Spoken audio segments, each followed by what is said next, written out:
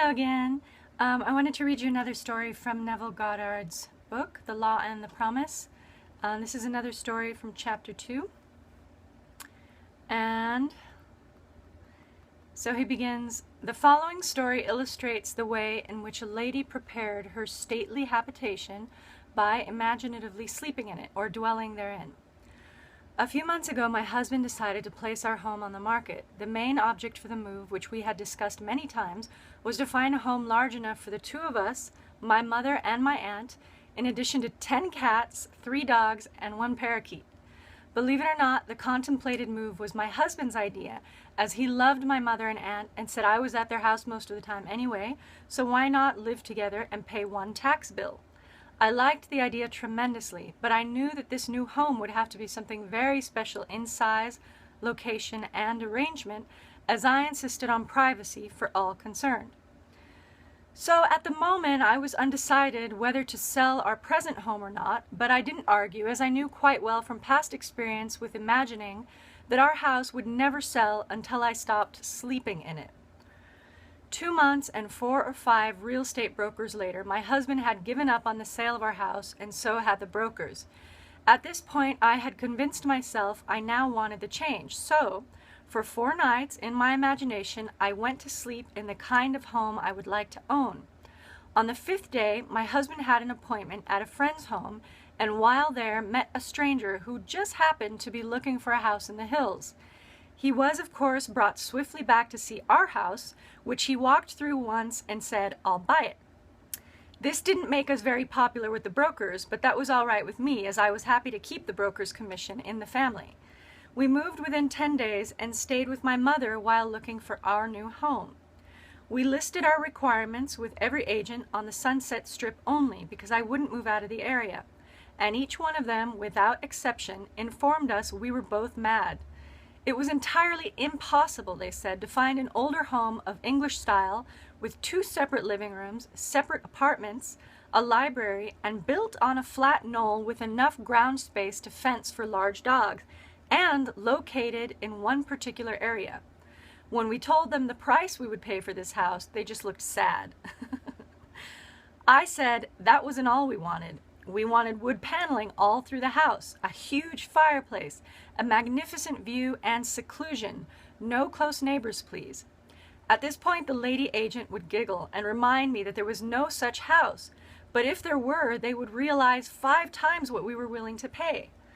But I knew there was such a house because my imagination had been sleeping in it, and if I am my imagination, then I had been sleeping in it. By the 2nd week, we had exhausted 5 real estate offices, and the gentleman in the 6th office was looking a little wild when one of his partners, who had not spoken until then, said, "Why don't you show them the place up King's Road?" A 3rd partner in the office laughed sourly and said, "That property isn't even listed, and besides, the old lady would throw you off the property. She's got 2 acres up there, and you know she wouldn't split." Well, I didn't know what she wouldn't split, but my interest had been aroused by the street name, for I liked that particular area best of all. So I asked, why not just take a look anyway, for laughs?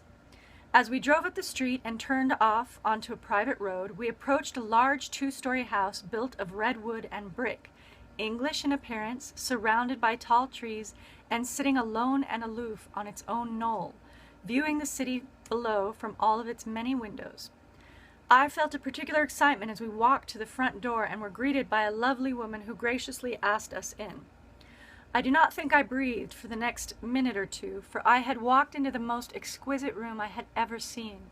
The solid redwood walls and the brick of a great fireplace rose to a height of 28 feet, terminating in an arched ceiling joined together by huge redwood beams. The room was straight out of Dickens, and I could almost hear Christmas carolers singing on the balcony of the upstairs dining room, which looked out over the living room. A great cathedral window gave a view of the sky, mountains and city far below, and the beautiful old redwood walls glowed in the sunlight.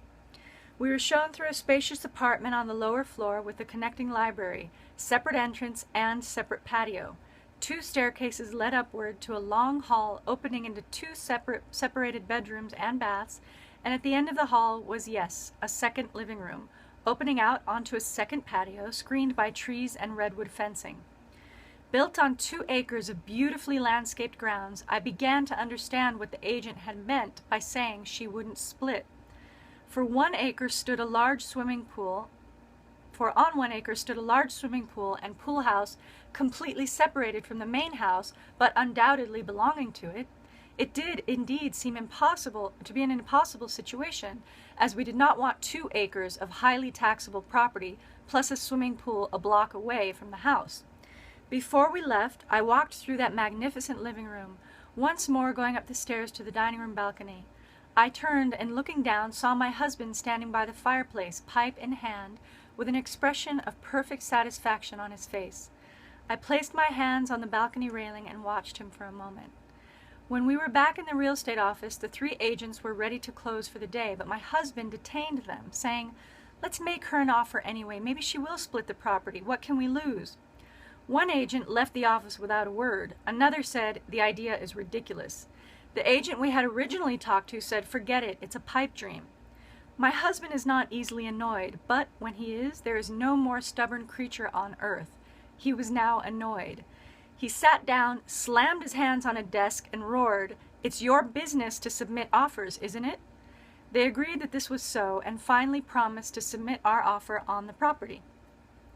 We left, and that night, in my imagination, I stood on that dining room balcony and looked down at my husband standing by the fireplace. He looked up at me and said, "Well, honey, how do you like our new home?" I said, "I love it."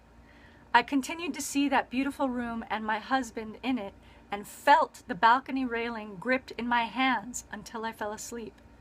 The next day, as we were having dinner in my mother's house, the telephone rang, and the agent, in an unbelieving voice, informed me that we had just purchased a house.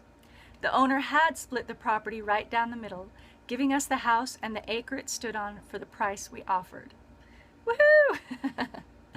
So that's a really beautiful example that Neville gives about how, well, that the person offered through their story in Neville's book, about how to feel it real and live in the end of the desire as if it's already real, and to really involve all of your senses until it feels concretely real. So I hope you were inspired, and I hope you enjoyed the story.